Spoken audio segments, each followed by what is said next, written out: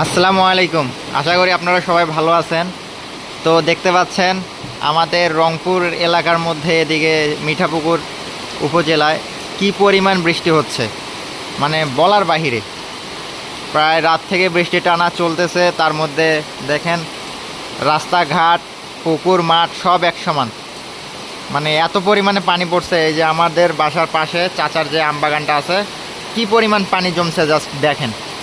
মানে প্রচুর বৃষ্টি হচ্ছে। ওদিক দিয়ে বিদ্যুতের লাইনও নাই, বিদ্যুৎ চলে গেছে প্রায় সকাল থেকেই বিদ্যুৎ নাই। তার মধ্যে আবার আকাশে বিদ্যুৎও চমকাইতেছে, মানে সব মিলে একটা যাচ্ছে তাই অবস্থা। মানে এত বাজে অবস্থা বলার বাহিরে, কেউ বের হতে পারতেছে না। মানে গ্রামে তো বুঝেনি, একটু বৃষ্টি হলেই বাজার, রাস্তাঘাট, A to Z সব কিছুই বন্ধ হয়ে যায়। তো যাই হোক, আপনারা সবাই ভালো থাকবেন, সুস্থ থাকবেন। আপনাদের সাথে দেখা হবে নেক্সট ভিডিওতে। আল্লাহ হাফেজ।